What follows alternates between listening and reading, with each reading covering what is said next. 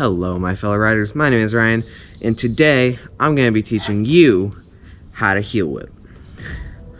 So, this is my natural whip, so if it doesn't come very easily to you, don't be discouraged. It was my natural, but it might be a little bit harder for you because you might tail whip naturally. But, that out of the way. First thing is, what is a heel whip? So, you probably know what a tail whip is. A tail whip is when you spin the deck around and it comes around to the front of your feet. It comes around to your toes. When you heel whip, just like the name implies, you kick it and it comes around to the back or to your heels. With a heel whip, it's not really as much about the kick. So if you learn tail whips, you know that kicking it is 90% of the work. With a heel whip, it's the other way around. Kicking it is about 10% of the work, and the hands is the other part. Is the part that's 90%. Because you're only gonna be wanting to kick it to get it started, so it probably won't go. So if you just kick it and don't do the hand motion, it'll probably go around like that slow. But if you want it to go fast, ow! I just hit the front of my foot. But if you want it to go fast, you gotta use your hands. Personally, I kick these with my front foot, but if you kick them with your back foot, not an issue. Unlike the tail whip, these are harder because instead of being able to kick it and catch it like early, like say you can catch a tail whip as early as like 270. But with a heel whip, it has to come all the way around before you can land on it. That makes them harder because you have to whip it more, which means you have to go higher or you just have to whip faster, whatever, it just has to go more. So now that you know what a heel whip is, the first tip I already explained it just a second ago. You want to barely kick it.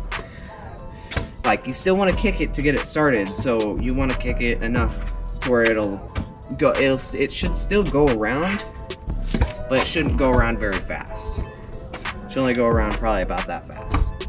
And you don't want to just, a mistake I made when I first started trying these, is I would kick with my front foot and I would do this. Like, here, let me show you what I mean. I'll slow it down here in a second. I did this, which slowed down my kick and it was making me trying to kick it too much. But I can't stress that enough. Don't kick these as hard as you do a tail whip, or like hard, even close to that hard, because it's all in your arms. And something to practice is, so put the deck in between your legs, put your feet off to the side, bring it forward, and whip it around as fast as you can without using your feet at all. Get that to where it's pretty quick, say about that fast. Doesn't have to be exact, but like, so it's not, so it takes like a second, maybe less. That's about where you want to be with that. Because when you kick it, and if you do it at the same speed like that, it'll go around even faster, which is always a good thing because it helps with everything. Makes you not have to hop as high and stuff. So yeah, okay. So I rambled on about that for a little while. But another thing that a lot of people do is they try and do a pressure hop, which I definitely don't recommend.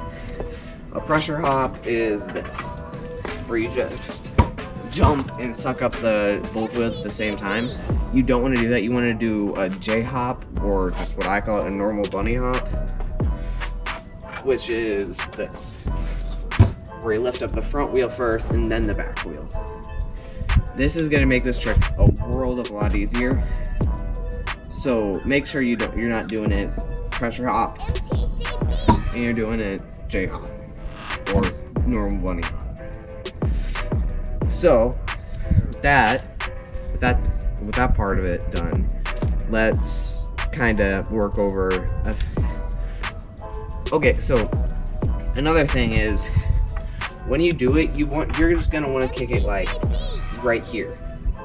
So kind of like a tail whip, you're gonna want to hop in the very second you leave the ground. Like I'm talking like jump, leave the ground, kick, like almost like pretty much immediately after you leave the ground. It'll just it just gives you the most time to do it.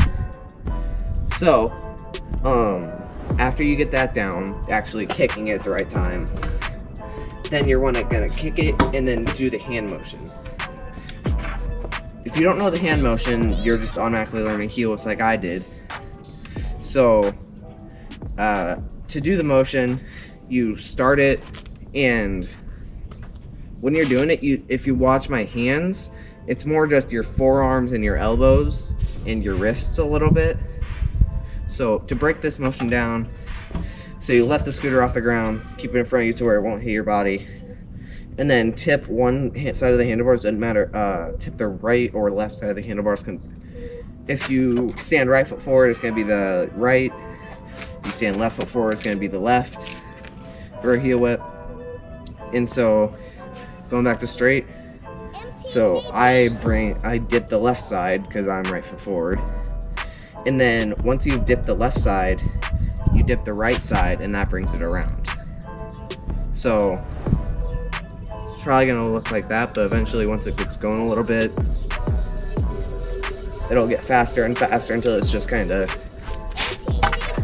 second nature. You want to be able to do that with probably pretty much without thinking, but if you don't have it super quick like I do, it's not a big deal. You don't need to whip it incredibly fast to do just a single whip flat. Well, so now that you know that the main motion of the heel whip, so I feel like everyone makes this mistake. So they'll go out, they'll try a heel whip, and or a tail whip, and they'll do this. And they'll kick it and they'll whip it around pretty quick. And it'll come pretty much as far around as they need it to be. But they're not actually trying to commit to it. They think they are, and they're ready to commit to it if it comes under them. But committing to it isn't just waiting and actually trying to land on the deck. It's keeping your feet up long enough to where the deck actually has time to go up. Because you'll notice that I'll see if I can put it side by side here. If I can't, then I'll just like put one after the other. But you'll see this versus, like you'll see that I'm not really keeping my feet up very long, or long enough for the whip to come around. And I'm just kind of kicking it out to the side, and it's just kind of landing here. That's not good. That's a bad thing. What you want to do is keep your feet up and keep it around and keep it there. Also, the reason I'm not landing that is because, one, I was about to land to a wall, and two, I have a little bit of a downhill here. So this is downhill. So if I go backwards, it's just gonna bring me back.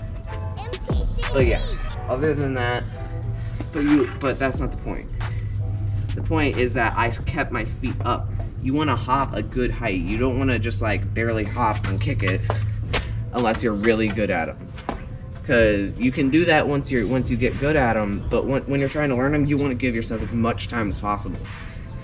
Which means hopping high and keeping... Oh, another thing. You want to keep the deck like really close to the ground.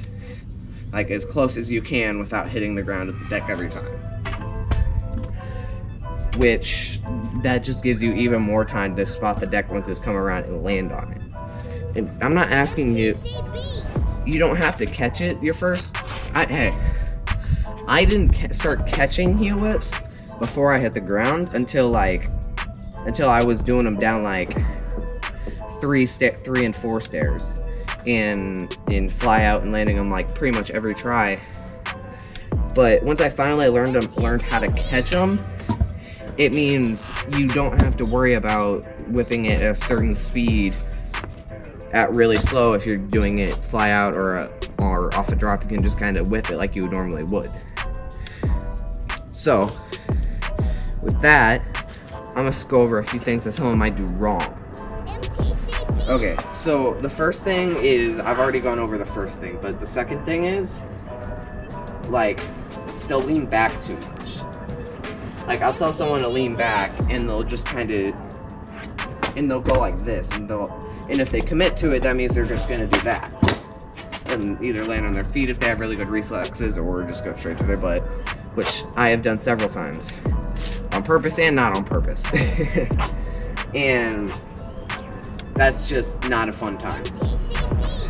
What you want to do is you want to lean back, but you don't want to lean really far back. You want to just kind of have your weight generally off the front end, so you're not leaning hard forward and have it and be uncomfortable and thinking you're going to go forward the entire time. You want your weight more steady and a little bit back if you can, because it's a lot easier and less painful to catch yourself going backwards than it is going forwards. Next thing someone might do wrong. So some people will just some people will think they're not kicking it that hard, but since they're used to doing tail whips, they'll just kind of do this and try and kick it really hard, and that doesn't work because it throws your entire thing off balance. It just doesn't work. You don't want to do that. You want to kick it lightly and do the rest with your hands. I swear it makes a world of a difference. It makes so much of a difference. Practice that. If you're not doing that, it's doubtful that you will land these. So, and then another thing that someone might do wrong is they will have their feet going apart. They'll do that. So like they'll kick it and their foot that they kick it with will stay out, and their other foot will just stay where it is. So they're going to end up landing like this or like this or something. And that's bad because unless you have a 6 wide deck, which I doubt you do if you're just starting, you're either gonna land like this every time, or you're not gonna land it at all, and you might hit your heel. Not a fun experience. Happens though, so be ready for it. But yeah, you definitely want to keep your feet together with